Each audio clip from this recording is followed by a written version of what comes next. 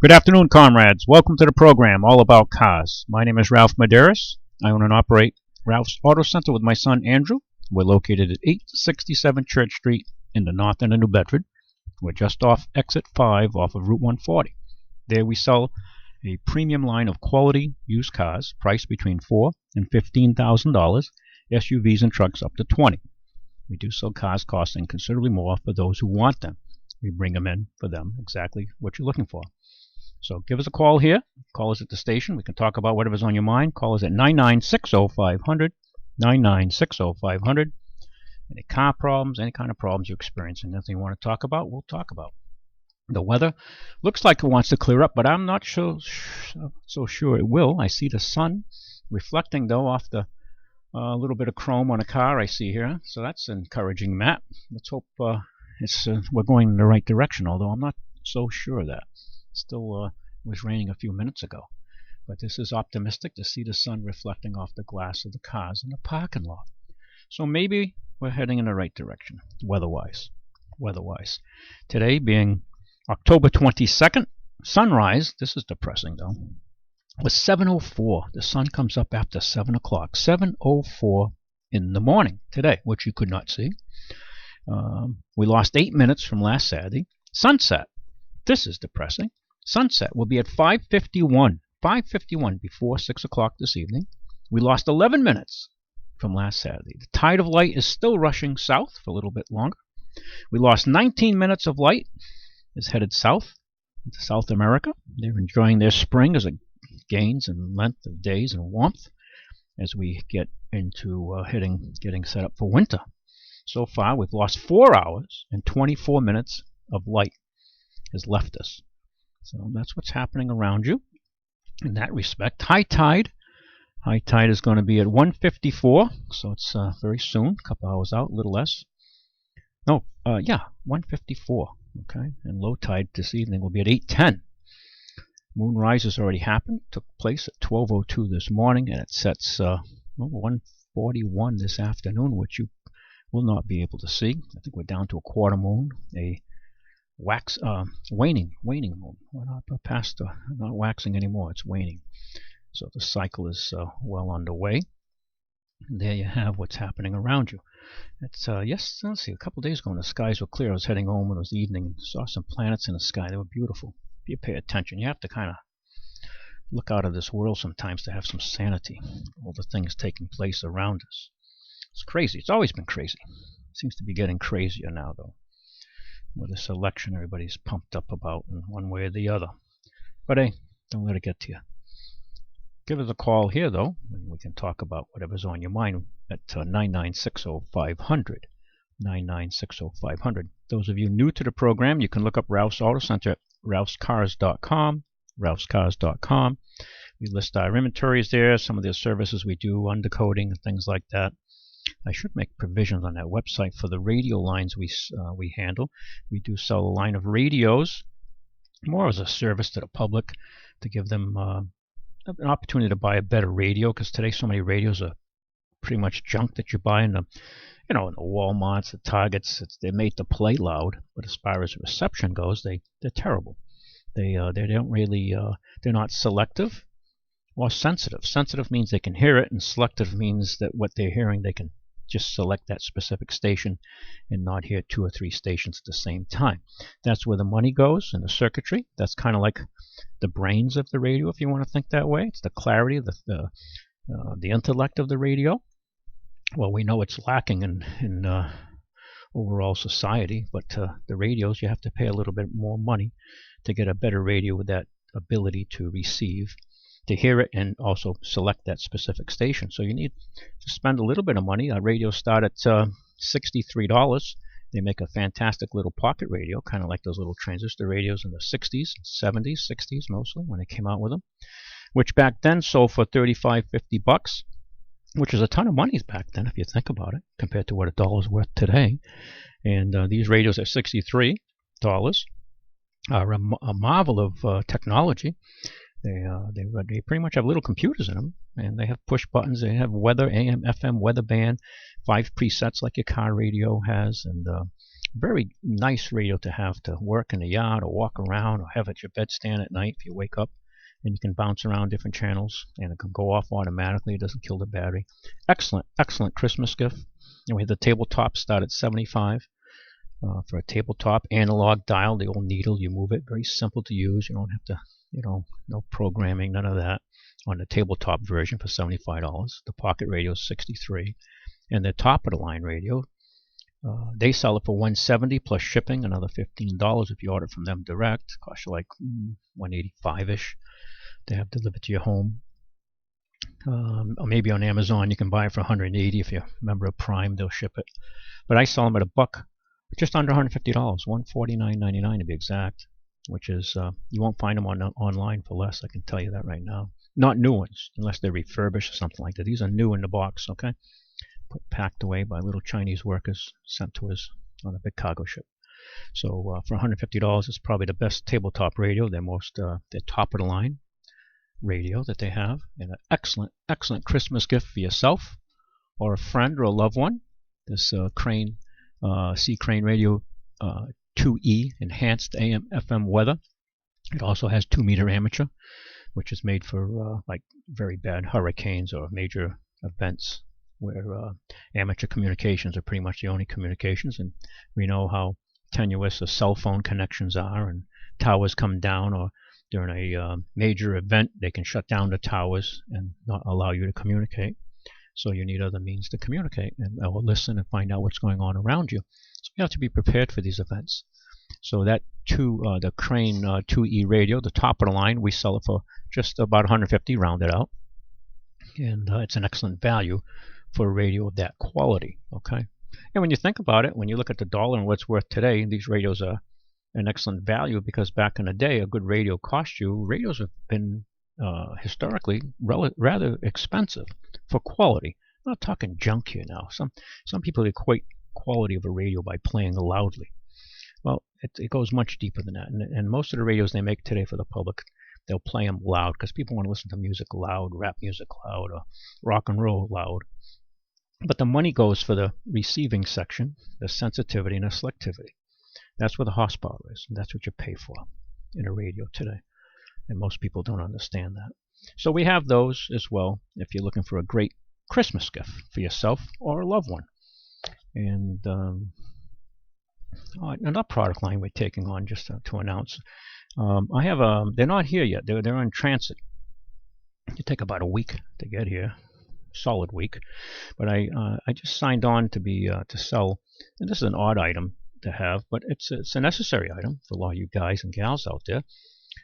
This is the highest quality gas can you can buy, probably in the world, unless you have one custom built, and money's no exception for you. If you're rich enough to do that, you'd have to be kind of extremely eccentric. But this is the Wavian, W-A-V-I-A-N, Wavian jerry gas cans. Okay, it's a 20-liter can system, a gas can. Okay, it's these are the same gas cans used. Well, the German army invented the use of these back in the war days. They call it jerry cans, right? For the old timers out there, jerry cans. They were 20 liters, which is about just over 5 gallons. For those of you who understand metrics, it's just over 5-gallon gas can. These are approved in 50 states. They're it's probably the best can you can buy, period, out there for the money. And the price reflects that, I can tell you that right now. But it's kind of like the Snap-on tools of fuel tanks. And everyone should have one of these if you have a car or a generator, a lawnmower, and you want to have some gas stored away safely. These cans don't, they're tight. You knock them over, they don't leak. Excuse me. They don't leak. And they're an excellent value when you look at them that way. And the military still uses these. They still build them for NATO. And they're used worldwide by NATO and the Australian military. I've used them for years, and I'm impressed with mine. I've had a couple of them now for, over 10 years. I can't remember how long. And I'm amazed at how well it handles. It's held up. and I've used it on board boats, salt water, you name it, and it's still in remarkably good condition.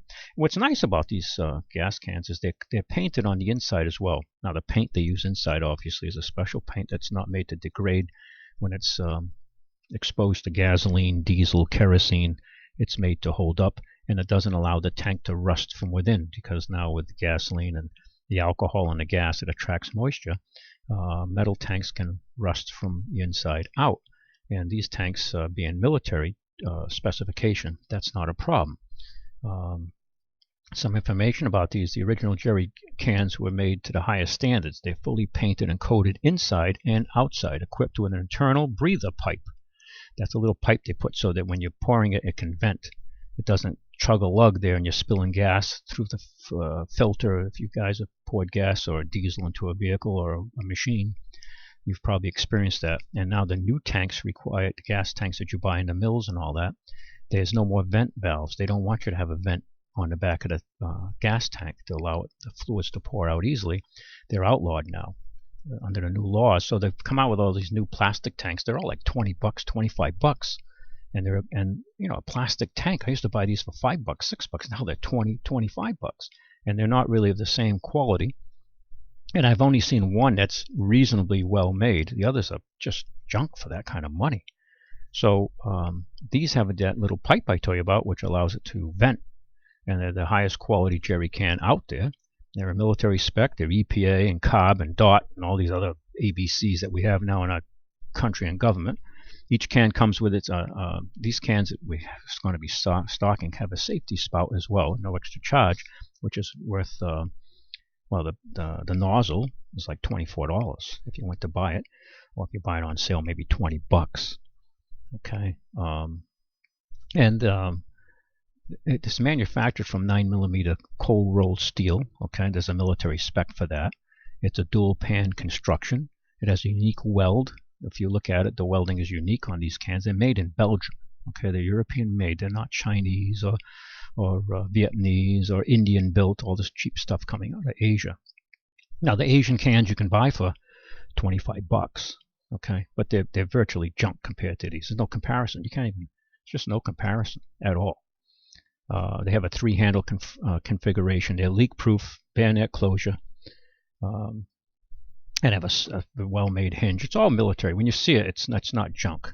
It's something a guy or a gal who wants to have a little bit of survivalist instincts. If there's a major storm, you can't buy gas because the power lines are down. This could give you that little extra reserve to get you through.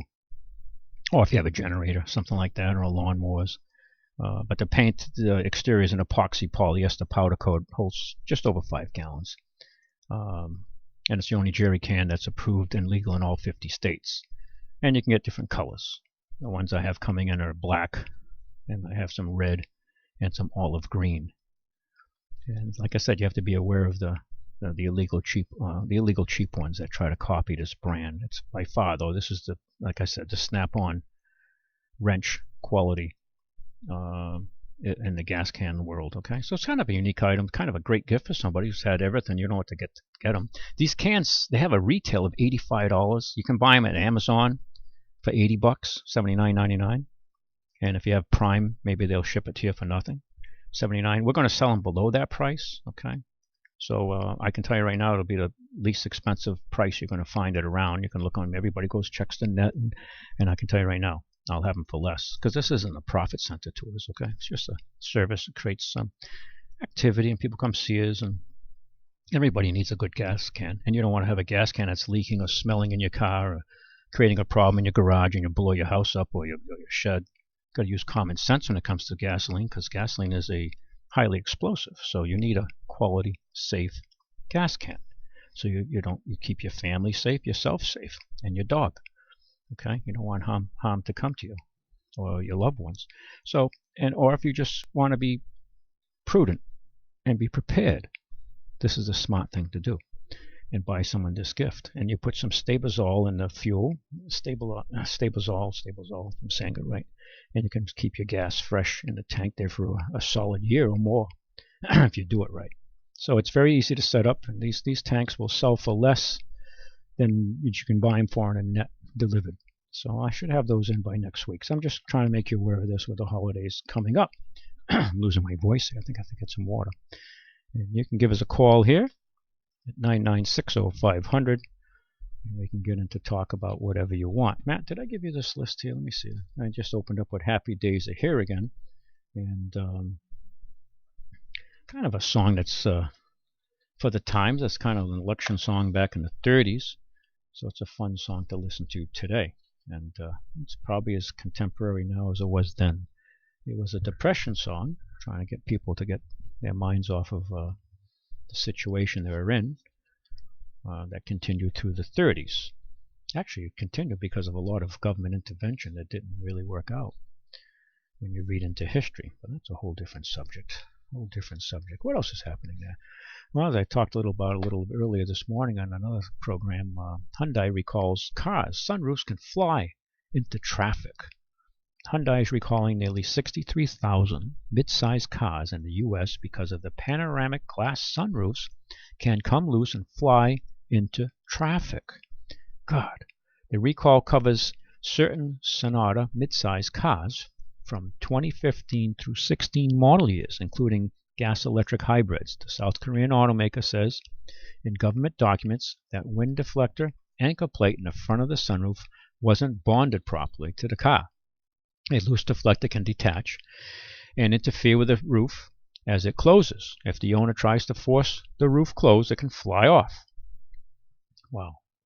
The company says it has no reports of accidents or injuries due to the problem, but Hyundai had several reports of detached sunroofs in the U.S. Dealers will repair the wind deflector and anchor plate at no cost to the consumers.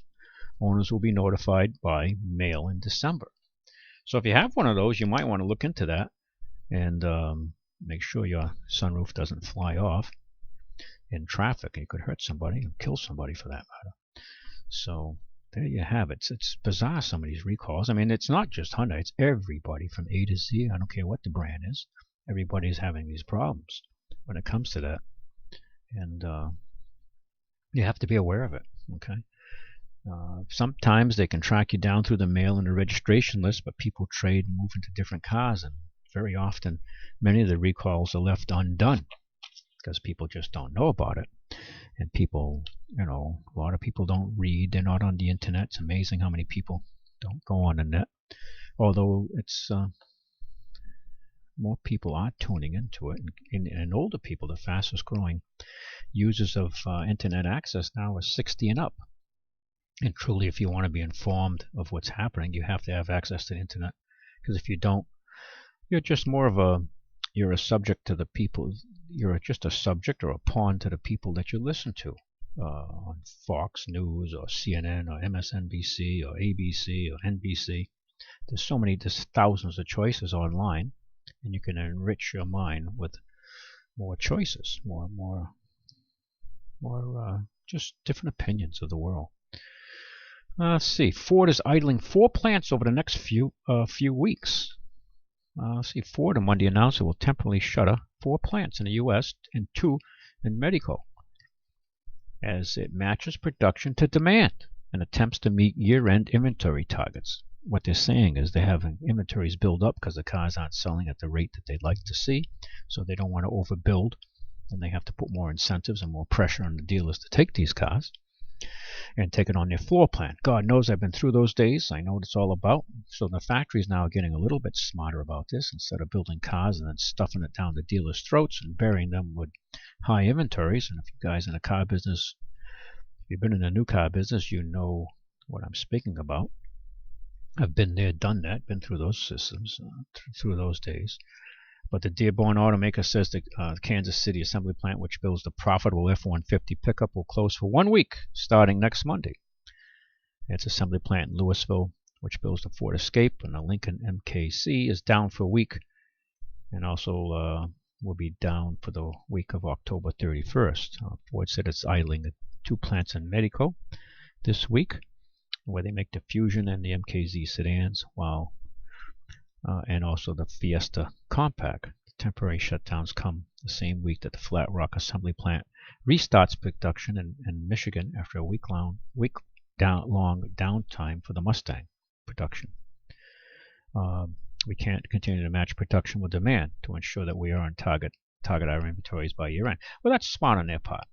Traditionally, the domestics would continue building these cars and then force the dealers to take them, put them on their floor plans, and give you incentives and give you a few hot models. Back in the day when I was a new car dealer, for instance, when gasoline was $4 a gallon, they would come to me and say, well, hey, we got 12 Jeep Commanders with Hemis we want you to take. I said, well, you're insane. I don't want them.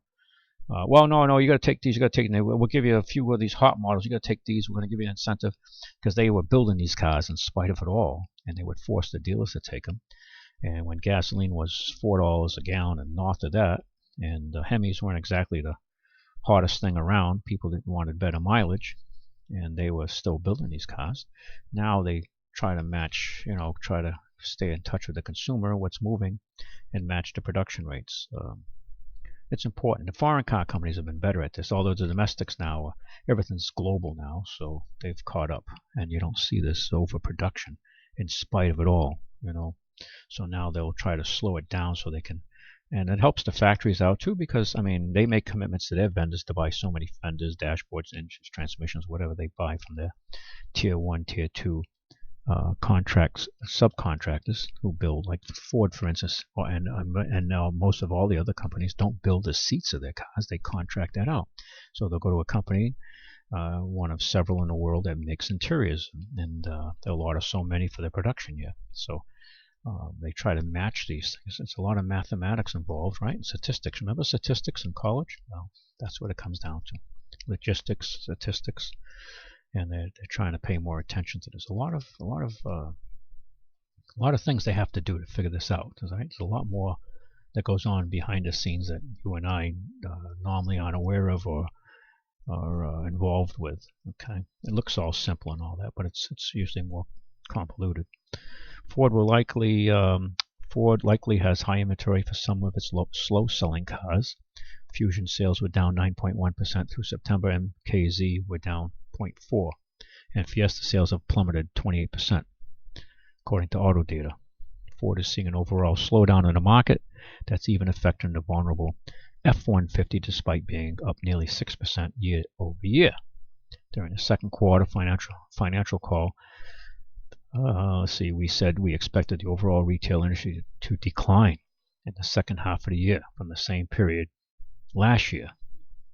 Faulkner said. We also said to expect to see some production adjustments in the second half. This is one of them. Ford says for the first 9 months of 2016 represents its best F-Series sales since 2006. That's their truck.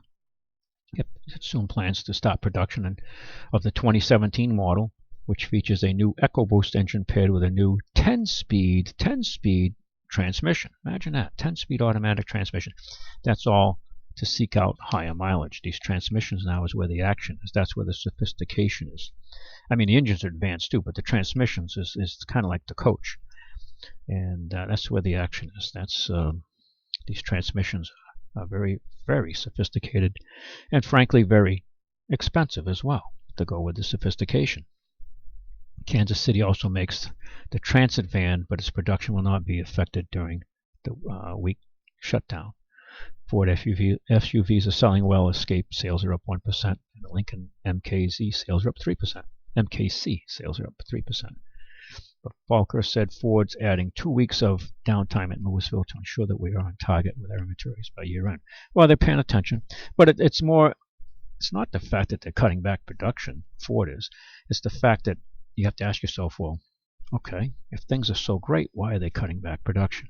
Okay, we're sold this line of crap that things are great, go out and buy, do this, do that, when in fact this economy of ours, there's a lot of illusion going on out there. People are in denial, and I think after the election we may see some significant resetting here in America and throughout the world. The world is going through it now, and we have to pay attention. And that's why we sell value. Most of our customers have car payments of, I'd say anywhere from like $100, $125 on the low side to as high as on the more expensive cars we sell, maybe $200, $225.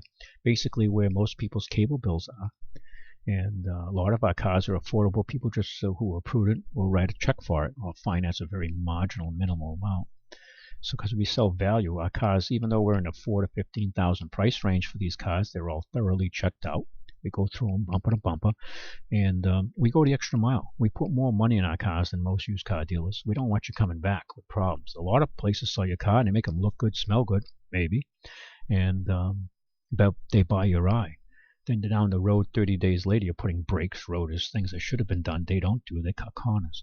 We put 90-day warranty on all our cars, even though if the state mandates 30, we still triple it to 90.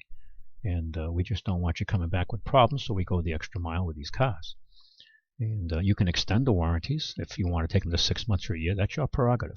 But we start you off on the right foot and give you protection, even though you're buying a relatively inexpensive automobile.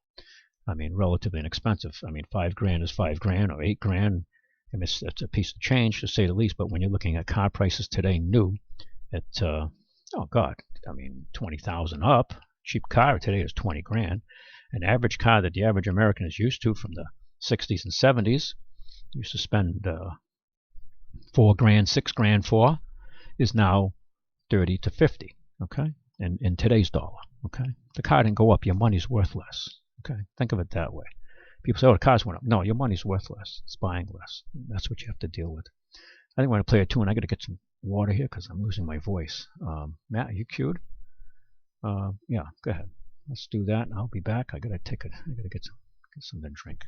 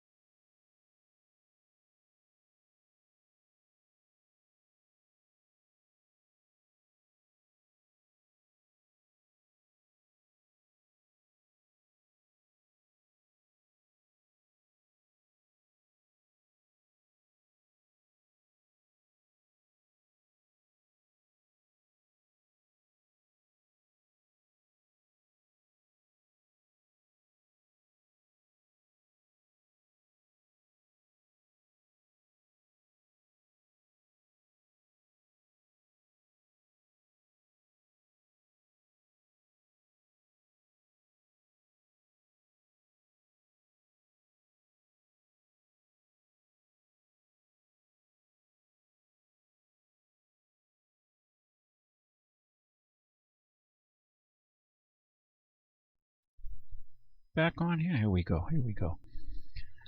Gotta hit the button. You just listened to that was what, Deep Harlem, right? Deep Harlem, Irving Mills and his Hotsy Totsy gang with Bix Beiderbecke in there, and Benny Goodman, and J. Teagarden, all famous players and horn players back in the day.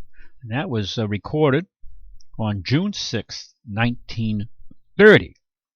So we brought them back from their musical abyss. Okay, we got a couple of callers. I don't know who came in here. Hi, caller. You there? Good morning. Hi, good how are afternoon. you today? Better than I deserve. How you doing? Ralphie, Yes, sir. Sean, Betsy B. Winslow. Oh, God. Wow. You're Way back when. flashback. Half a century. Flashback. Half You a gotta century. throw that out one there first. Yeah, Betsy B. Winslow. You're going back over 50 Oh, yeah. years, my friend. Okay. You're talking about fuel tanks. Yes, sir. All right. This is a good one for you. Go ahead. All right. Now, you said that there's a new jerry jug out there. Well, it's not new. These have been built for the military. This company in Belgium. They probably worked for the Germans when they first came, or it was a German company. I don't know what the overall history of the company is, but it's a NATO fuel tank. It goes back to the Germans when they started building jerry jugs. Okay. These are built in Belgium, though. They're very, very high quality. Just not sure. Now, my question is this. Go ahead. It's vented No, sir. It's vented internally. internally. Okay. Yeah. So what they do is this. Now, the new tanks by That's law. where you got me. That's right. Well, the new tanks by law cannot be vented. You can't have that little screw cap on the other end of the tank because they let off fumes, and you're creating VOCs, volatile organic compounds that evaporate into the atmosphere. And if you're in the state of California, everything causes cancer or smog. So they don't want that to happen. Plus, it does create an unsafe situation. I have some plastic tanks, and if you fill them up and they leak and they're in your trunk or your car or your truck, and you smell the fumes, it's not something that you should allow to happen. These tanks, what they do at the mouth of the tank, right? They weld like a little, almost like a brake tube, if you will. You know what brake tube lining is, right? Yes, I do. Okay, they put it near the mouth, and it goes to the back of the can. So it acts as a little snorkel to let air into the back of the can as you're pouring it out the front of the can. So you can pour quickly and fast, because if you're in the military and your vehicle or your tank or whatever's out of fuel, you got to fill it fast and get your button gear, right? So these are designed to military specifications. They're the premium tank you can buy. So everybody should have one if you're handy, outdoor orientated, or you want to be prepared in the event of a storm or something, or you just want to make sure it's stored safely. And I'm with you all the way on that one. Yeah. So it does not actually vent to the atmosphere. Absolutely not. When you clamp that clamshell down, it's tight. You can flip it upside down. It will not leak. Mm-hmm. Because I work at a boating store now. Yep. And they sell the plastic tanks. Yep. For like you got a little outboard 6-gallon tank. What do they get? There is no vent. No, that's the new code. Now, People upset. What does the tank do when it's sitting there in the water and shaking it around? You know, expands. Hey, big time. Especially in the sunlight. Exactly. If you paid attention in your science class in Betsy B. Winslow, you knew that. Today you got to go to college to find that out. Today you got to graduate with a master's degree to understand that. But now, what happens is that if you have one of those tanks that does not have the little screw that used to be on the top of the cap, and you leave it hooked up to the outboard, it's gonna push all that because the thing is now expanded. It pushes it through the bowl and floods out the engine and floods out the cylinders. Yep. I know exactly. I've seen it happen. Yeah, I know exactly. So they have now. You have to buy a $30. It's called a check valve. Yeah. They call it a flow valve or something like that. That's a check. I understand what you're saying. Yeah. It's got to be 6 inches from the tank. Okay. And what it does is basically a check valve, and it does not let the fuel through until you either, if you have a battery, electric start engine, or if you start cranking it by the pull cord, then it allows the fuel to flow. There must be like a little electric solenoid that allows it to unlock. It's not electric. It's static. Mechanical solenoid. Okay. Yep. Okay. Yep. Yeah. It's what I tell you. It's created more problems. People buy the new tank. They don't get it with the check valve. My engine won't start. It's flooded all the time. Yeah, they can't figure it out. And things are complicated today. I understand that. They are. Yeah.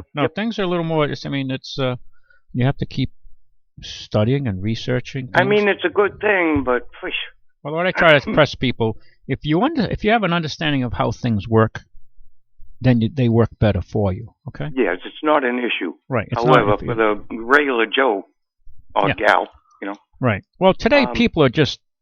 Well, I hate to say it, they're just dumber. I mean, they're into so many different things. They know nothing about any one particular subject. And when you get back to the basics of life, that the way your father brought you up or your mom, and just know how to do more things. You know how to, you see your mom can tomatoes. Well, today people wouldn't. They only know how to maybe open a can of tomatoes. They don't know how to can or ball. I mean, it's a whole different society.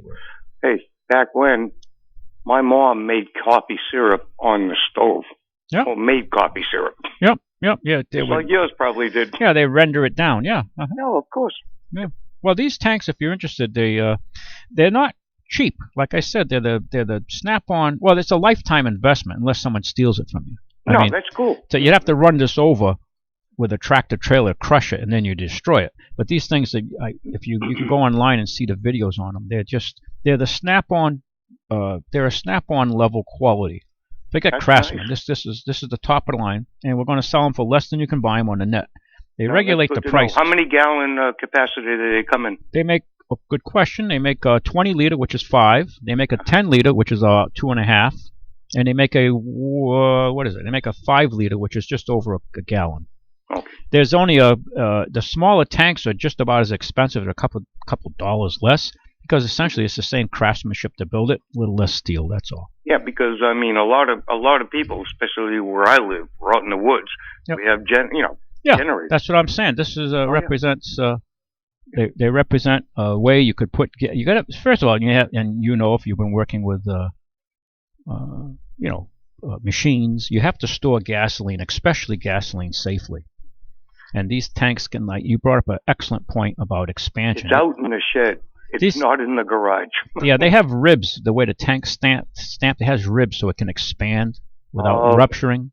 They have baffles in it. Yeah, well, when you see the tank design, it can, if it's out in the sun, because gasoline expands rather rapidly in temperature rise. Oh, heck yeah! And this is made to take that.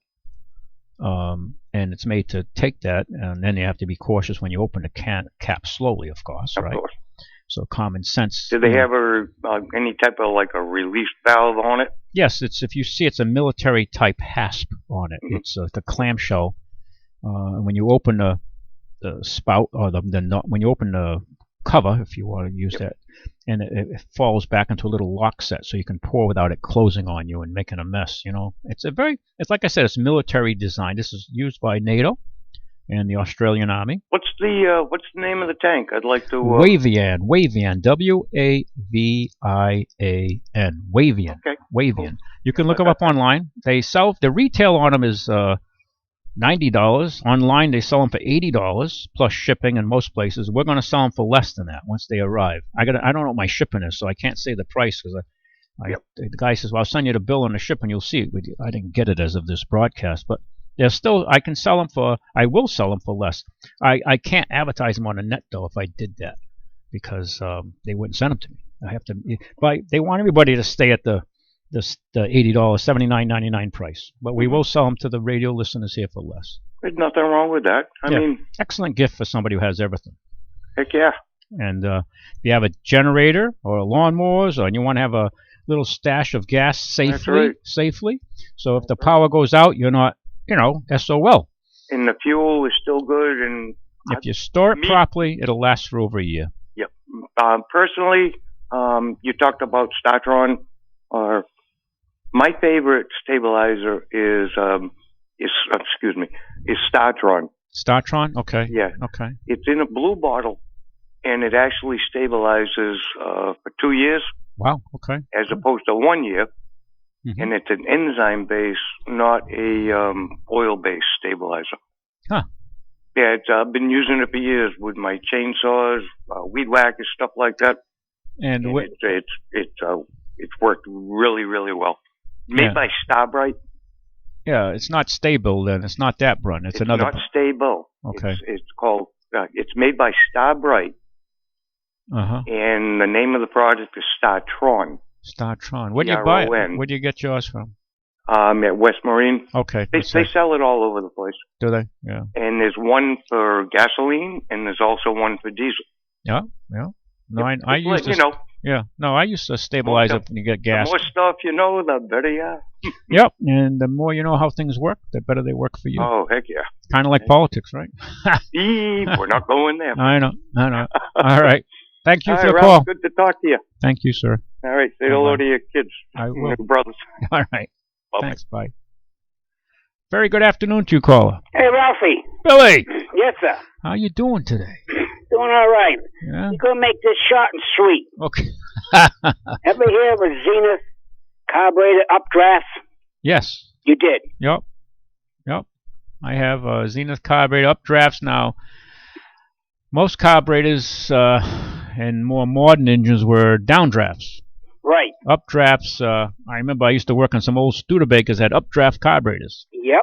Studebakers had the updrafts. Some of the old Buick, your Buick, I think, with the dual carbs were updrafts. Wasn't your Buick 41 Buick's updraft? 41. Right? That's the dual carb is updraft, right? That's dual carb. That's Stromberg. But they're updrafts, right? Yeah. Updrafts and downdrafts, just so people know what the heck. I know, yeah. Explain it to them. Well, updraft carburetor. The carburetor sits below the intake manifold, and the fuel the air is sucked in through vacuum of the engine's inhaling, kind of like when you inhale, and the carburetor sits below the intake manifold. On a downdraft carburetor, the carburetor sits above the intake manifold. Essentially, two different designs, and they have benefits both plus and minuses each way. So, but my experiences are more with downdrafts than updrafts, because there aren't many machines built today that there aren't many machines built with carburetors unless they're small engines. Yeah. But in today's world, everything's infected, fuel infected. All right. Now listen. Go ahead. Packets. Okay. Okay. We're packing packets. Okay. All right. They made the ones we used to call upside down bathtubs. Remember? I've heard the term. Yep. In the late 40s. Yep. And maybe the first of the 50s. Huh. Then they come out with this highly attractive two-door packets. Two-door You packets? told when they dropped that bathtub style? What year? Yeah. Oh, God, I think that went away in 52, Billy, if my memory serves me. No, you're a little high. Little high? Okay. Yeah. So like so I'm too deep into the 50s, or? No, it was, wait a minute. Gotta clear my throat. No, it was in the early 50s. It's like 50, 51? 50 was the last year, you're right. 50, okay. Yep. All right. Yeah. Oh. Then they come out with the sleek-looking two-door packets. Yeah. Up from 51 to 56. And then, of course, they went out of business. Ah. Yeah, well, they went... Yeah, well, my dad, I remember I used to work on he had a 55 or a 56 Packard Clipper. Beautiful-looking car. Big. Three-tone. Oh, what a big horse that was. Yes. Wow. 327 V8. Had a big V8. Yep. And it looked lost when you opened the hood. You needed a stool to get work on the car. With a fender. Very low. With a fender cover to kind of bend over to get into the engine. And he used a oil bath air cleaner, which I hated because I knocked one over one time. What a mess. Yeah, I know. I got a couple of them suckers, too. Yeah, they're a mess. You spill them over, boy. Whoa. Yeah, tilt it one way or the other. You get all of everything. I learned. I was a young guy, and oh, God, what a mess. What a mess. Things have improved radically, huh? Yeah. Well, in 1951, they wanted to get these packets rolling, so it cost them over $20 million to invest in this new long packet-style car. Wow, that's a lot of dough back then. You bet your life it was for that. Yeah. Yeah, no, it's well, didn't President Roosevelt have a Packard he drove for presidential car? Yes, it's been old. I think it was a 35. Yeah. 35 with the the split window in the back, big convertible. Yeah. Yeah. He liked the Packards. Yeah, he had a Packard that he drove around in a car. Well, he didn't really. They drove it. Well, he didn't drive it, but I mean, what he drove was a Model A. They made it for him. He used to drive around with. But the Packard was always driven by a big chauffeur, somebody. Yeah. Well, that was a high-end... Packard was really a high-end back then. They were putting... Cadillac was getting scared of them. Yeah. That's why they dumped the LaSalle, because LaSalle was giving Cadillac a run for their money also.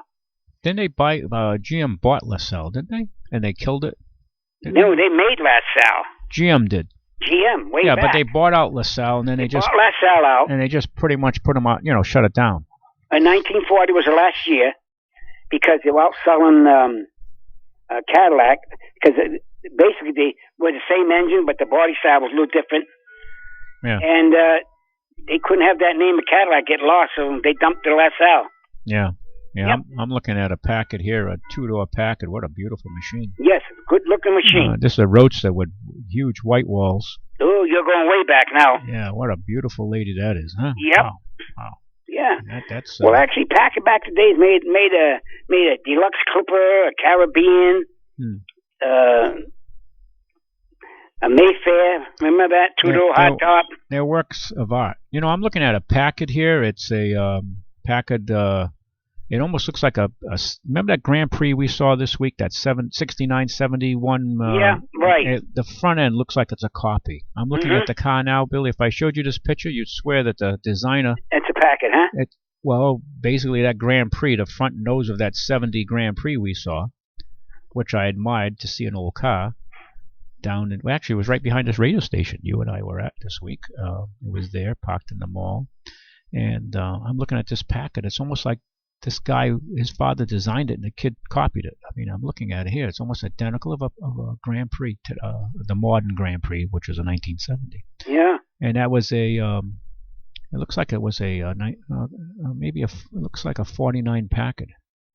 49 Packard. That's the bathtub style. I'm looking at this Roadster, though. Oh. With the wire wheels and the fender skirts and. Oh yeah, they had plenty of fender skirts back then. It has a raked windshield on it. It's an absolutely beautiful machine, a work of art in the fact that they had to bend and mold and make this steel and chrome and. Well, listen to this, Ralphie. Right, the taller Packard, the rear and front bumpers were really well made. Yep. Big and heavy. This is the Stutz. Was it Stutz? Stutz, S-T-U-T-Z. Oh, that's way back. Yeah, Stutz.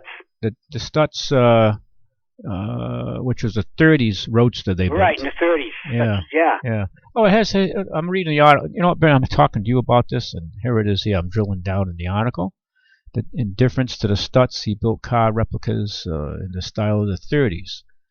It says here, because of these competing with, the basic design was changed completely by this. What happened to Easy Way Pontiac? We got the news coming up. Yeah. Yeah. So it makes mentions of the Grand Prix. We got to take a break here, Billy. I got to let you go right now. Yeah. See you later. Talk a little later. All right. We got the news coming up here in about 15 seconds or so. So stay with us until after the news and tune back in here after the news, and you're listening to WBSM. New Bedford's News Talk Station. New Bedford's News Talk Station. 1420 WBSM. New Bedford. Streaming worldwide on Radio Pop and on WBSM.com.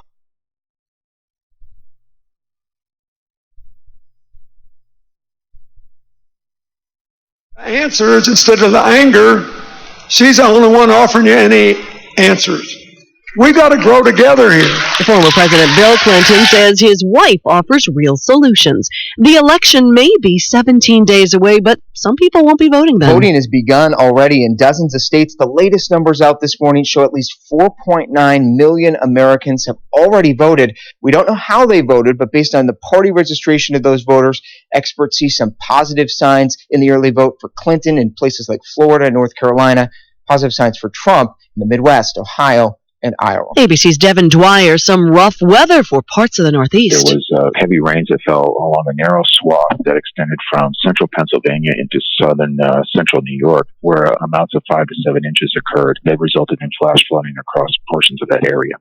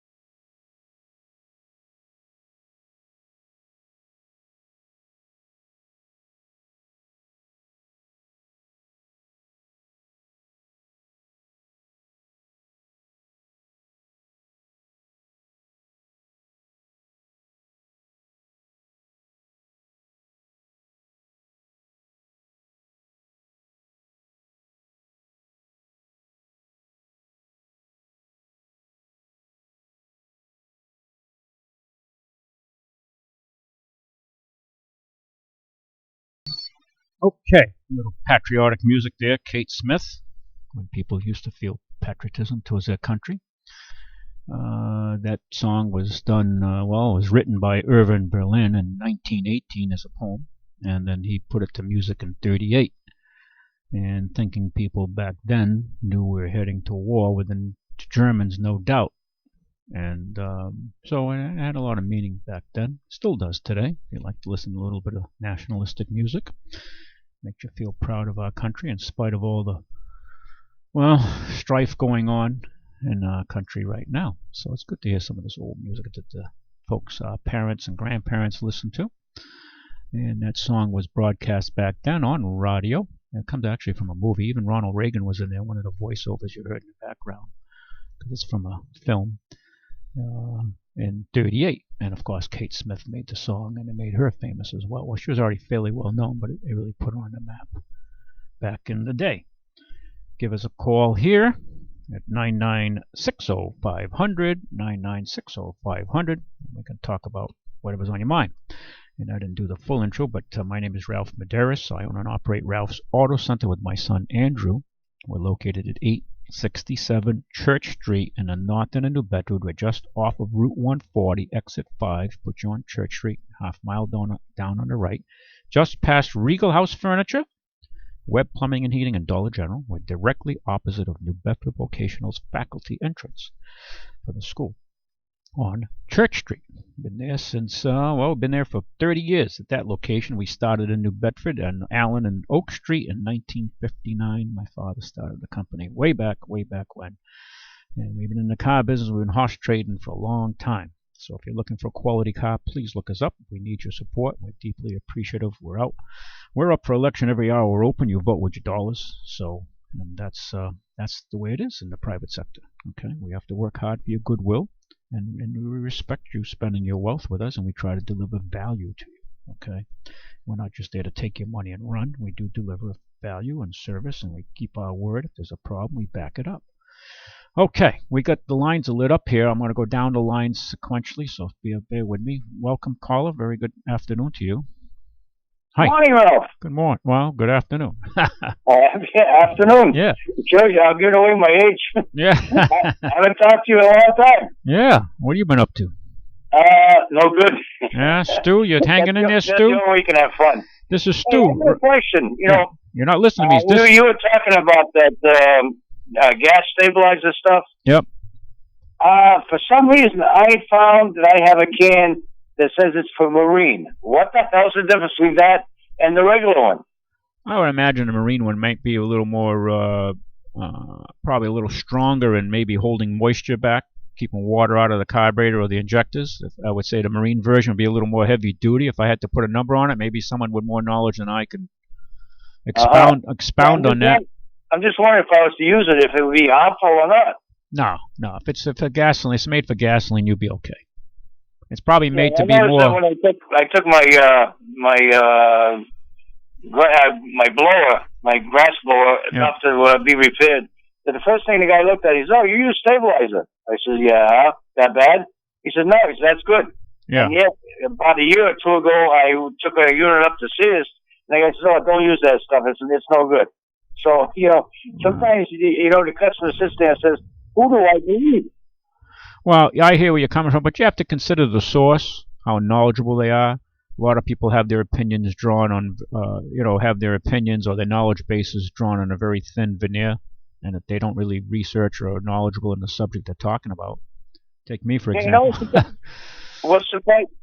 Go ahead. Go ahead. No, I'm listening to you. This is Stu, right? You got me. All right, guys. How you doing, brother? Yeah, like I said, it's been a long time. Yeah. Am I breaking up or you? That's you. That's me. It's you. Yeah, okay. You must be on a cheap Radio Shack phone. You know what I think? What's the point? What's that? I said you must be on a cheap Radio Shack phone. Oh, come on now. Radio Shack has been out of business for how long? I know. Well, you probably have the same phone, but I'm only kidding. I'm only giving you a cheap shot. But go ahead. I'm listening. No, this was a Christmas present. It's a cell phone, which I know very little about. And, I don't know why the heck they ever got it for me, but supposedly it's for emergency purposes, but I never have it with me. Wow. Well, the other thing I was going to mention is I've got gas cans. The old kerosene, 5-gallon kerosene cans? Yeah. The round ones? What? The round ones? Yeah, it's a round one. Yeah, okay. Made out of zinc. Yeah, galvanized zinc. I know what you're talking about. Yeah. They weren't they weren't the tightest though. If you sloshed them around a little bit, you had the pouring spout and a center spout, if I recall correctly. Yeah, but if you get the gasket on there, which I have, I've been using that thing for years. I don't know where the heck I even got it from, but it's never, I can pick the thing up and it doesn't slosh around. Of course, like I say, I've replaced the gasket myself, so. Well, you probably had it as long as you've had your communion money, so. Well, I give away my age when I talk about kerosene cans. Yeah, I know. That's why. Hey, you having yourself a good weekend, huh? Yeah, thanks for calling, Stu. I'm glad to hear you're still kicking. That's good. Yeah. Stay out of the sunshine. All right. See you later. Liquid sunshine. Yeah. See you later. Take care. Yep. Bye-bye. The other caller on the line. Caller's back. You were holding. Hi, caller. Welcome. Hi, Ralph.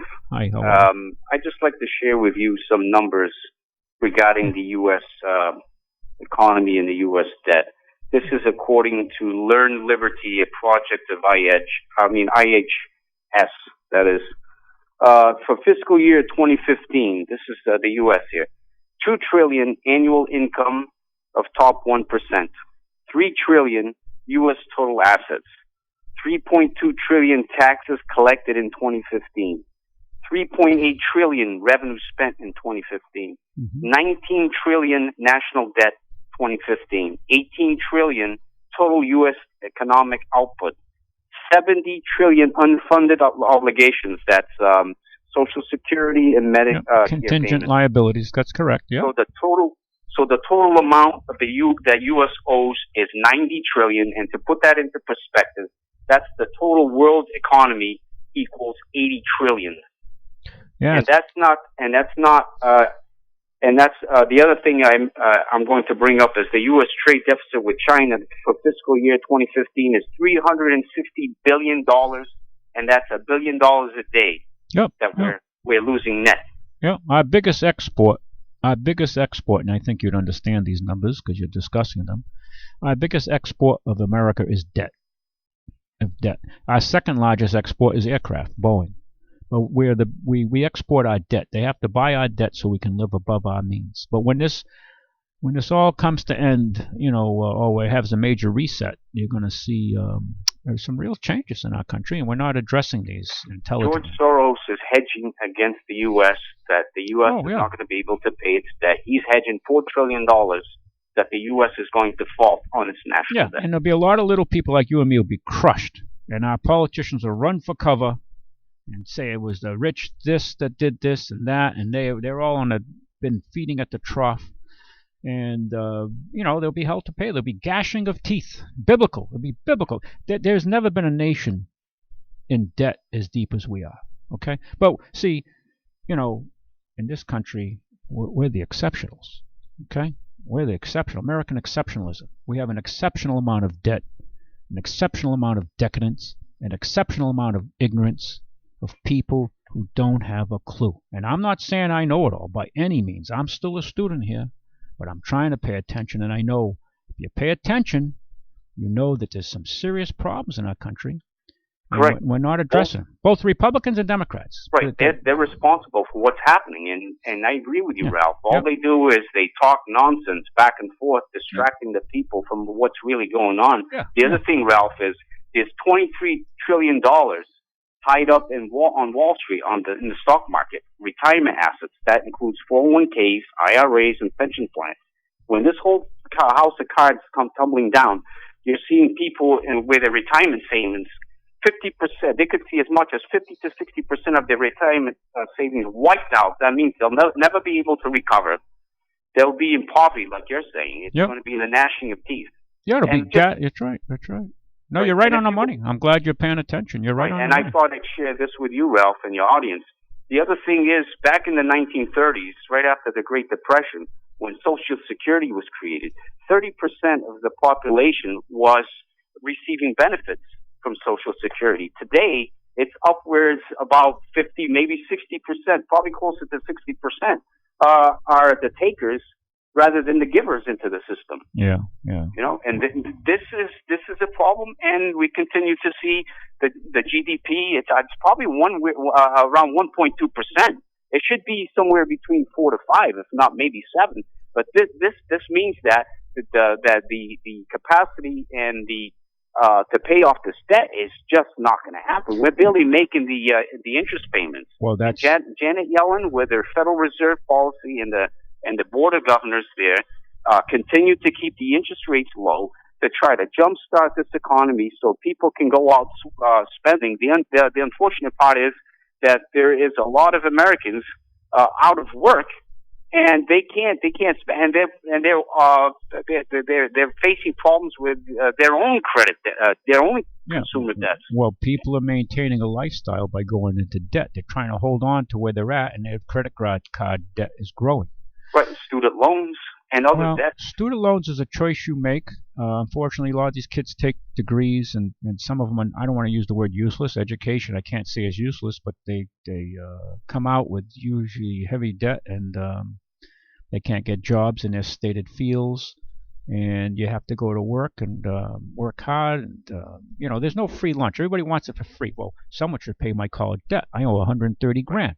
And I went for my master's degree in environmental science. Well, hey, you made a personal decision, and maybe you would have been a better carpenter, but that was too lowly to you, or be a better mechanic or electrician, or maybe be a civil engineer and have a job, get a college degree. But see, Well, my point, Ralph, is that the federal student loan program, and we're starting to see record numbers of students defaulting on their student loans, and that's another bubble that's going to burst. Well, and if I can make parallels between 1929 and 2016, it's that the Fed, if you go back and you study 1929 and the crash, they kept interest rates low, and the stock market, similar to today, the values, the stocks are overvalued. They're not based on performance or earnings. They're based on speculation. It's the amount that's being bought and sold. There are very, very close mirrors of 1929. There's a bubble that is filling up, ready to burst. Yep. And guess what? Janet Yellen and the Federal Reserve is implementing the same type of policies: low interest rates, quantitative easing, and 0.25% interest rate. So this is the same game plan that led up to the crash of 1929. But unfortunately, Ralph, this is a much bigger bubble that's going to burst, and like you said, many people are going to suffer, and it's not just the retirees; it's the younger people.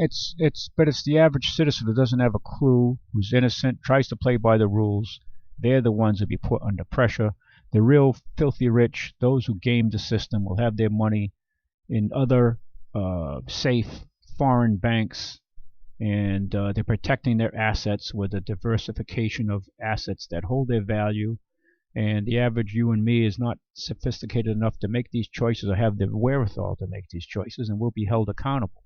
You're right. All they care about is 20-second sound bites, 8-second sound bites. That's what sells in America. The issues, and then the whole economy is tanking. Well, I mean, there is a future, but they'll be held to pay. They may have to, what's about to happen is biblical in proportion. We're ready for a jubilee. In biblical times, they used to have jubilees where they'd forgive debt and write it off. And I think we're almost at that point where they're going to have a reset, and we're going to say to the Chinese, sorry, we're going to have to screw you for $200 billion or $300 billion because you're holding our debt, and we can't pay you. We don't have the resources. And we'll come out with a new dollar. You'll see prices shoot through the roof, and we reset ourselves and rebuild our economy. Get back to the hard work, and that it isn't just who you know, or you got some cushy job in the government. You're going to have to work and rebuild the country. We're going to have to come back to frugality, honesty, integrity, where you earn your way through. There is no free lunch in life. Yeah, you're right, Ralph. But the theme song for 2016 is Blue Skies, just like in the 20s, blind optimism, and and then the whole thing came crashing down. I'm going to play a song for you in a little bit. Yeah, go ahead. I'll play a song for you. But you're talking. They're trying to not debase, but they're trying to get away from the dollar as the world exchange medium.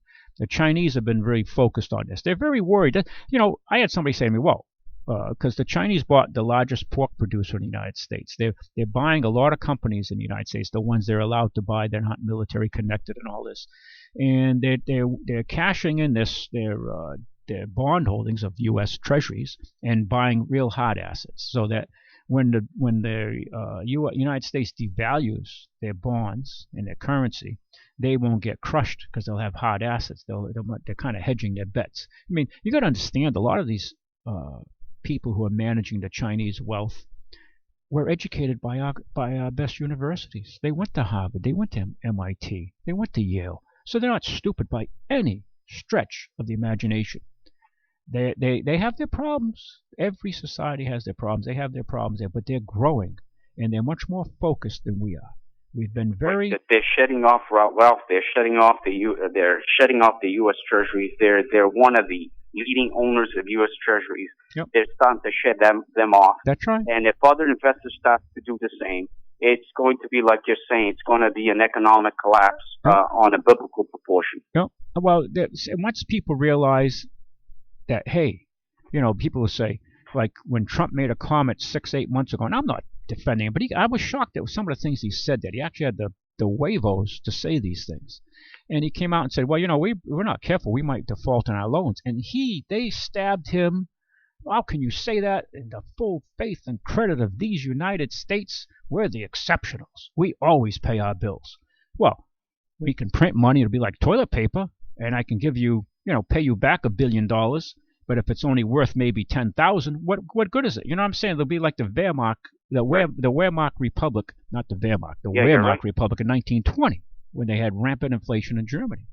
So we're in for a real ride. We're living in some of the most interesting times. But if we don't get our act together, we're going to be reduced to basically a third world nation here. And you're going to see interest rates skyrocket. You're going to see hyperinflation, and that will be a disaster.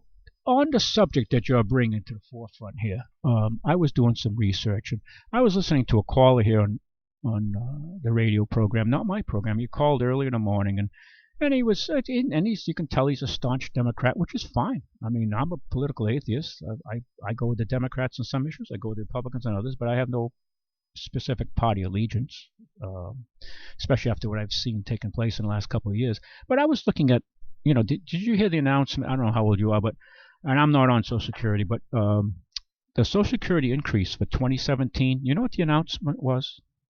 They're going to pay. No, I don't. They're going to pay 0.3%. So they're going to pay you 3 basis points, or 30 basis points, 30 basis points. They're going to pay you 0.3%, or 30 basis points. There's 100 basis point to 1 point of interest, if you want to micro down. But they're going to pay you less than 1%. They're going to pay you 0.3% increase. Well, last year, the increase was nothing. In 2015, it was 1.7. 2014, it was 1.5. 2013 was 1.7. 2012 was a big boost, big deal, at 3.6. In 2011, you got nothing. In 2010, you got nothing. And this person was saying, if the Republicans, if Trump's not really a Republican, if he gets in, the Social Security, you're not going to get any payouts, you're going to get nothing, they're going to cut it. Well, he's just not aware enough, smart enough to understand that you've been taking cuts. You've been taking cuts. Since 2010, you've had 3 years with zero. And this 17 coming up, you're going to get 0.3%. So it's as close to zero as you could pretty much come. See what I'm saying? So they're cutting it back. They're cutting it back. Right, Ralph. The other thing that's not mentioned is the fact that the U.S. defense budget far surpasses any of the industrial nations combined. So we're talking compound debt on multiple levels in the magnitude that most people can't even conceive. We're missing hundreds of billions. Astronomical. They're missing hundreds of billions in the Defense Department. They don't know where it went. Hundreds of billions of dollars, okay? I mean, we've had such poor management, and these people consider themselves to be educated. We've had such abuse, such dereliction of duty. And of course, it's for us to be blamed about, because the average citizen isn't paying attention. I mean, hey, don't forget to watch the game. Don't forget to, how many. All right, Ralph. See you later, buddy. How many playing with? Take care. Thank you, Matt. Is that a news call there? That's all right. We got another caller here. A very good afternoon to you, caller. Hello, Ralph. Hey, how are you? I'm hanging in, you know. Good, good. You know, the conversation you had with the previous caller, well, first, it was a good one. It was a scary one. Mm-hmm. Okay? There's so many things, that when we add it to the equation, if you just look at student debt, for example, if they're lucky enough to get a good job and they're lucky enough to be able to pay back that loan, that's years of money they won't be able to put into the economy, if you follow what I mean. So if they're paying back $500 a month on their college loans or whatever, that's $500 a month they cannot put into the economy. Okay. So that's certainly not good. Well, but they made a decision. They made a decision, but nonetheless, it's going to affect the economy. Well, that could be said for any debt. Debt, it takes care of today, but we have to service it tomorrow. So that and college is just one sliver of the debt problem we're experiencing in America right now. Well, you add on to it, the inflation rate is just a lie. Absolutely agree with you. Anybody who goes anywhere knows prices are going up like crazy. Yep. I agree. We're being lied to. We're being lied to. I really believe we're going to have, and I don't like to say it, and I hope I'm gone before it happens. Mm-hmm. I believe within the next 10 years we're going to have one hell of a crash. Well, I think it'll be less than that, but I think I'm being kind. Yes, you are. The stock market, as far as I'm concerned, is an empty shell. Oh, I'm doing good. Are you sick? Are you got a cold? Nah, which is a little bit of a tickle, but that's okay. Oh, okay. You add on to it, a lot of money today is in the stock market because there's nowhere else to park it. Well, at zero rates, yeah. Yeah. Those of us who saved, those of us who learned the rules of our parents were the biggest ones to be cheated. Amen. See, you and I, we're on the same page on that one. You remember, I remember when I was a child, people were proud to pay off their homes. But they had a mortgage burning pot, if you remember them. They didn't want to be in debt. Absolutely. And they lived within their means. Because a lot of them lived during the Depression, and the Depression was not a very nice time. Yes. We have gone along. I saw this in the 1980s. I worked a part-time job in addition to teaching, and it was retail. Mm-hmm. And I saw what people were doing with their credit cards. Mm-hmm. And therefore, it appeared because people had more money than they really had. Because, hey, put it on my credit card. I remember many people slapping down their credit card. I run it through. It rejects it because the card is full. They say, oh, give me the card back. You give me another card. Mm-hmm. And I'm sure they were not paying those cards off at the end of the month. Well, people are trying, we're living above our means, and when the rest of you can tell by our trade deficits. Oh, absolutely. Our biggest export is debt. Then a lot of the stock market, they play with these derivatives, which is just a fancy word for debt. Mm-hmm. Excuse me, not debt, but a bet. A bet, yeah. You could probably do better in Las Vegas, I don't know. But I've heard that the total amount of money in derivatives is more than all the money in all the economies of the world. Yeah. So, somebody's going to lose those bets. Yeah, it'll be you and I will be the regular people will be paying the price. Oh, absolutely. I read a good article in an older magazine the other day about economics and all this modeling. In other words, they tried to pretend economics is the physical world because the physical world is driven by rules. But the rules can't be broken.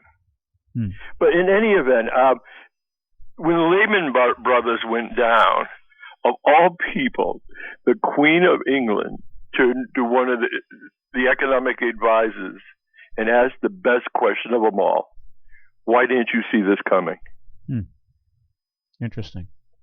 Nobody was paying attention because everybody thought they were making money. Yeah, right. I don't know where we're going to go. I know this much. The average person, you take a hit on your Social Security, and you get a raise, but the raise doesn't match inflation, so you're going behind. What happens when you don't have the money to support the economy? Well, and I don't care what anybody says. None of these two characters running for the White House is going to do anything for the average person. Well, I don't know. I think we have to.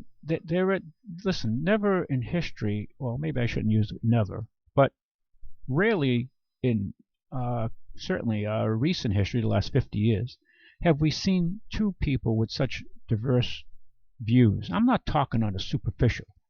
Hillary in her own personal tics and Trump with his own personal tics. I'm talking in their policies to take the country. We cannot continue down the road of serfdom via socialism like we are. You want an example of what's happening, what will be happening, or what very possibly will happen in this country? Look at Venezuela right now. And Cuba. Look at Cuba. Where have they gone in the last 50 years since, or more than that, 60 years since Fidel? Well, maybe, about 60, maybe a little less than 60 years since he's been in power in the workers' paradise of Cuba. I mean, you look at these socialists, when you run out of other people's money, when they can't tax you anymore, tax me anymore, and they can't maintain all these freebies they're giving away, and the system comes down. I mean, and we can see cracks in our system. Look at Puerto Rico. Puerto Rico, they're leaving in droves. They can't get jobs. Unemployment, it's like 15 or greater. What they admit to is 15. It's probably a hell of a lot more, double. They're leaving that. They're moving to Miami. They're moving to New York. And they're moving to Massachusetts. But we don't have real capitalism either. Well, no, we have a lot of crony capitalism. Which, as far as I'm concerned, is its own form of socialism. Absolutely. It's corporate social. You and I have very little differences on we saw it. Perfect example of this during the mortgage crisis, where the little people lost their homes and the big guys got bailed out. Yes, and who went to prison? Who went to prison? The big guys. They took a few mid-level people, just like this debacle going over with Wells Fargo. Yeah. Only recently did he finally fall on his sword, the president of Wells Fargo, and he's going to resign and lose some benefits, stock benefits. And his other henchmen at the top, and they massacred all the lower level players, the regular people like you and me. They paid the price, and you can see what's happening. It's a charade. Well, see, there's another level to this thing. You brought up a good example. I heard a businessman say once, and he made a lot of sense when he said this. It used to be when you went into business, if you did well, in other words, you met the customer's needs, you paid your bills, and you made a profit, you were happy. Mm-hmm. That's not good enough anymore. The magic word is growth. And greed. Well, they're very well attached together. Yeah. Part of Wells Fargo, that whole mess, was growth. Right. You had to keep showing growth. And, there comes a point you can't keep showing growth. Well, but they want to have growth at the expense of integrity and honesty. They want to screw the little people for as much as they can get out of it. We're not going to argue there. Yeah. And by, these systems that are predatory. Now, it's just the way the system's working, and they prey on the masses this way. Now, I'm all for making money. We have to make money. Everybody, whatever level in the economy that you occupy, you have to, a wealth of a nation, no nation can spend more than it earns. You can't spend more than you earn for long. Sooner or later, you have to pay your bills. What's funny is what was been going on with government is paralleling what's been going on with the individual. Well, in terms of carrying debt that they never should have been carrying. Well, but a lot of individuals, they're not getting real raises in their wealth. Absolutely. In the private sector, or even the public sector, less degree, but they're not getting, the dollar's being debased. Their incomes are rising, but not at the rate of inflation. So they're falling behind, and they dip into debt to maintain a lifestyle that they've come accustomed to. I'm not talking lavish now. There are some people who live way beyond their means. They're aware of, well, maybe not aware of it, but they're so egotistical. They want to live, like the Joneses next door, and they really can't, and so they bury themselves and become slaves. In Proverbs, and I'm not being religious on you here, because these are just natural laws. But basically, it says, the debtor is a slave unto the lender. And you're a slave. I mean, debt is slavery in a sense. Well, an It's example indentured in servitude. your field, new car loans, they have gotten longer and longer in terms of years. Why? Because people can't afford the cars. That's right.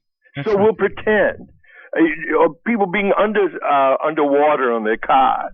Yeah. They actually owe more than the car is worth because they took out a 6-year loan or whatever. Because their incomes haven't kept up to the rise of the price of the car. Not that the car's gone up, but your dollar is worth less. Well, yeah, to ask the question what something costs, is related to how much money you have. Well, I didn't explain that well, but you know what I mean. Know, yeah, but, in other words, I don't care. I could make $1 million a day, but if a tube of toothpaste costs $500,000, I got a problem.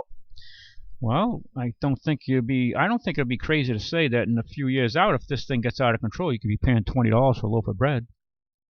Yeah, well. Okay. I mean, you're paying $4 or $5. But this is more than America. We're the exceptionals. This is worldwide. No, but we're the exceptionals. What do you mean? We're exceptional. We can have debt. Oh, that's okay. more. I see what you mean. I mean, and I get very bothered we're America. as a patriotic American. We're Americans. Where other countries buy our means of production. The same natural laws don't apply to us. We can be decadent. We can be amoral. We can be dishonest. We have, and we're exceptionals. We can do what we want, man. This is America. So this is the attitude out there. This is the mentality. But you know what? When all is said and done, our ego may nail us. What's changed since 500 years before Christ in Babylon, in Persia, they went through this. If you read the history, and this is nothing new. There's nothing new under the sun. I mean, we're so blinded by our own. It's upsetting. It's hey.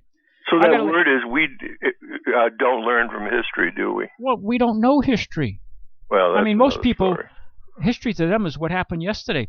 History is what happened on the game or the football or the baseball. That's history. Or what's the latest pop tune? I mean, look at where we went. I'll close with this. I'm taking a lot of your time. The History Channel. I used to like it. It was history shows, science shows, all that. What is it now? All reality shows. Yeah. Well, because people are not in reality. Well, that's true. It's the most unreality. Well, hey, Ralph, have a good one, okay? Enjoy the decline.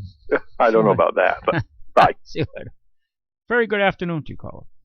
Well, Ralph, I hate to interrupt the serious conversation with a whimsical one, but... well, no, he was rather focused and on point. We didn't have too much of disagreement.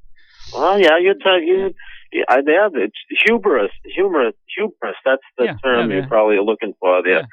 We're so conceited in this country that even the politicians and even the Fed thinks that they can stop the natural laws of. Well, my friend, the barbarians are not too far from the gate. Well, Hillary wants to let them all in. He wants to let them all in. I mean, you talk about that's not really what I called about, but I will talk about that, and that's. The people like from Syria and all those refugees, they're all PO'd because of what's happened over there, and then they bring them into this country, and then what they should do is set up refugee camps over there instead of, our country has been good at assimilating people of like cultures in here. We've taken the French and you can look even at New Bedford. You look at the French, there was a wave. There was a wave of the Portuguese, the wave of the Polish. Before that was the wave of the Italians. And even you go back to the colonists was the wave of the English. And they've all assimilated into our society. But you take people whose beliefs are that, if they see a woman on the street that's exposing her legs, her arms, they call her a whore, and they want to shoot her. So how do you assimilate something that's been burned into them since birth, and how do you assimilate that into our kind of culture? Well, yes, you're right. It's been, throughout American experience, different ethnic groups that have come to America have been discriminated against. It started with, way back when blacks came in as slaves for the most part. There were very few free men. A lot of whites came in here as indentured servitude. They had to work 5-7 years to pay off their trip and their dues, so to speak, before they became free men, free white men. And then, the first wave of Irish were discriminated against by the British, the Protestants. And then, this is nothing new. The Italians, the Portuguese, pretty much all of them had to survive and build their institutions and clubs and assimilate their children, would become Americans with different backgrounds and religions. But what I really called to talk to you about was a more lighthearted subject. And that is that I hear you always talking about how a lot of people that come to your car lot can't drive a stick shift, whether they're men or women. I learned my first car was a stick shift, and in fact, my wife learned how to drive on a stick shift, and we both have automatics now, but we both can drive a stick shift. And I was reading this article on the internet where I don't know if it happened last night or just a little while ago, that a young guy I think it was in St. Louis, he got carjacked, and the guy jumped into the car, he held a gun on him, and he said, "Get out, start walking, and don't look back."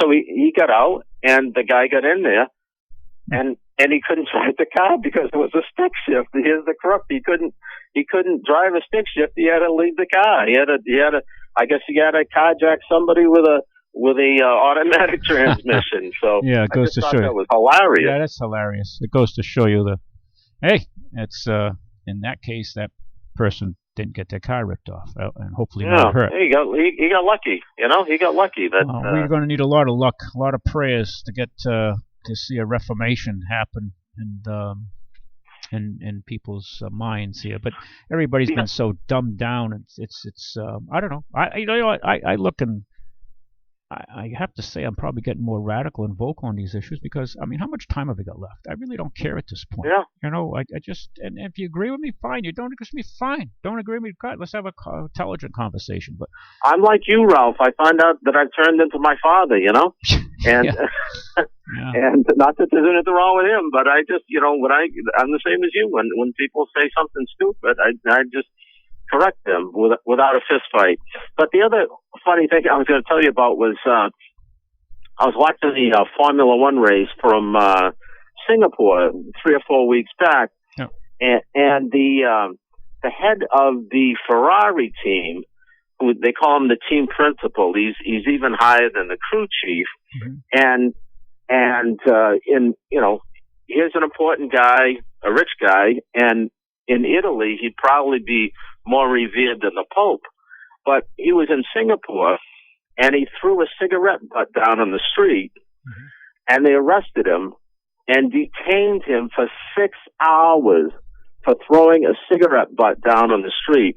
He was also fined 1,000 Singapore dollars, which, that's a beautiful thing. It teaches respect, doesn't it?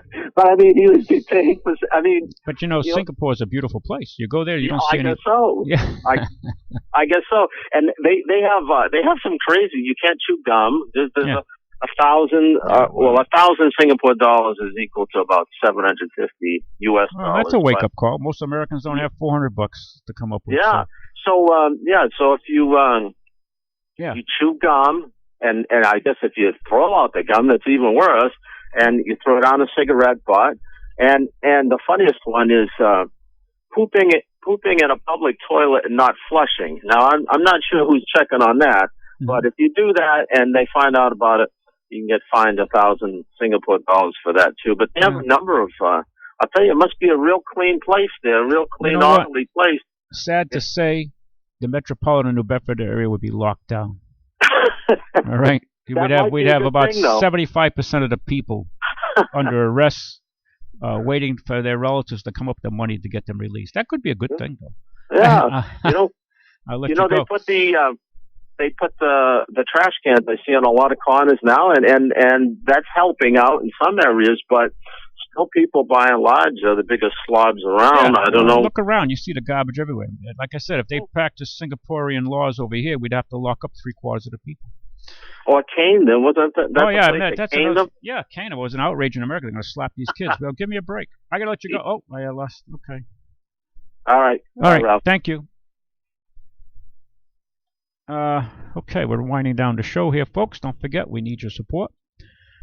We sell a quality line of cars. We deliver value. We're up for election every hour we're open, and you vote with your dollars. We're aware of that. And if you're looking for value, we deliver. We sell quality cars. We back them. We service them, and we take care of them. So if you know somebody in the market and you need a good quality car at a reasonable price, I mean, you can't get much lower than $4,000 to buy a good, reliable, safe car. And the under $5,000 cars, they come in, they go out as fast. We do go through them thoroughly. Unfortunately, there aren't many we can put our name on and sell with confidence, in that under 4 in particular.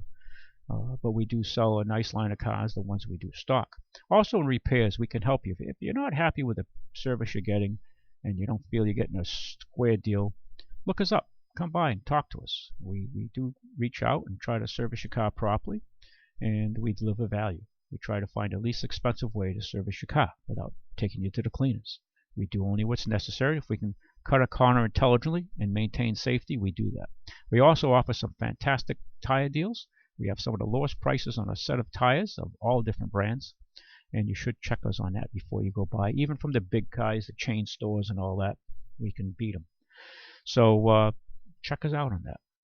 I was just reading some news things here. Top Bill Clinton aide criticized ex-president for conflicts of interest in emails show. Yeah, these email business, they're trying to suppress the emails that are coming out from WikiLeaks, Julian Assange, by giving you red herrings. The Russians did it, and Julian Assange has denied that. If you're not familiar with Julian Assange, he's held up kind of like in prison, if you will, at the Ecuadorian embassy in London on trumped-up charges at this point. He's been there for 4 years, so they're really slapping him around. He's been threatened. Kerry's gone to Ecuador trying to get the government to stop him from releasing these emails because he's been given asylum at the embassy. They cut his internet access the other day, didn't they? Yeah, they've been trying to Kerry's negotiate because it's embarrassing the government and the Democrats in particular. And you're finding out what's happening. Now, I'm amused to see, all right, now these emails were, like I listen to NPR. They won't tell you precisely what's on the emails, and even CNN says, well, you got to let us read them. We're journalists. We're allowed to read them. You're not, and we'll tell you what's on them. That's the biggest line of crap I've ever heard. This is what CNN, one of their, I could pull up the video next week. And like NPR will come out, the national propaganda radio will come out and say, these stolen emails, probably provided by the right. They already try to tilt it so they take you away from the subject matter in the emails, okay? It's like evidence. If someone did a crime, stole some money or whatever the crime was, and say, well, we've got this recordings or emails. Maybe they were acquired and maybe not the most, legal way, if you want to use that term. But nonetheless, it shows the nefarious acts of these people. And it lets you know where they're coming from. And they're embarrassed by it, so they try to take you away from the subject, saying, well, these are stolen. Well, look at the facts of what they're bringing out, though. How corrupt and how managed the news has been, the media system against them. It's incredible. Hacked emails show Clinton pushed for charity meeting with Morocco, try to get money from them, okay? The global initiative, the Clinton Global Initiative was trying to shake them down for a $12 million pledge from the King of Mohammed in Morocco. The king personally committed $12 million to her endowment. I mean, it's just, you read all this stuff, and it's like, you can't believe it. If it wasn't true, it's hard to believe. I mean, it's just, not to me, it's not hard to believe. Oh, WikiLeaks. Clinton Foundation paid women less than men. Wait a minute. How can that be? How can that be? She's for paying women the same and treating women the same. But yet she'll take Saudi money from the Saudi Arabians and the Qatar and Kuwait, take their money, and the Saudis, they throw gays off buildings and kill them. They castrate women. I mean, the hypocrisy here. But she'll go out and talk to her minions and all the sheeple out there and give you this line of BS. And most of you believe it. It's just the realities. In my mind, I think it's time to flush the toilet and to pour a couple gallons of Clorox in with it and start over. Is Trump the answer? Hell no. Could be the same problems, maybe even worse. But it's time to just flush the toilet and let the system restart and see what comes of it. And I think that's where my mind is at anyway. Risk of mass exodus of doctors from Medicare, and what may be the most significant modification in Medicare since the program began in '66. October 15th, the Centers for Medicare and Medical Services released a final rule for implementing Medicare Access and CHIP Reauthorization Act of 2015. It dramatically changes how Medicare pays doctors for services. Does it really matter how doctors get paid? Yes, the success and failure of the new payment system will profoundly influence the future of U.S. healthcare system. And while the goals of the system are laudable, its implementation carries a number of unknowns and potential unintended consequences for patients and doctors alike. Follow that one when you go to your doctor and you find out that he's not as friendly as he used to be. Gary Johnson says glaring double standard kept Clinton's Mosul mistake from being fully disclosed. Okay, that's been ongoing. Facebook employees push to remove Trump's posts as hateful speech. Well, does that surprise anyone? They'll try to qualify that Facebook as part of the system of global management, and they're trying to. Oh, we're running out of time, folks. That's the broom. They're brooming me out of here. They give me the bum's rush. Thank you for listening. Catch you again next week. God willing, we're still here. And look us up at Ralph's Auto Center, ralphscars.com, ralphscars.com. Thank you for listening. I enjoyed the conversation.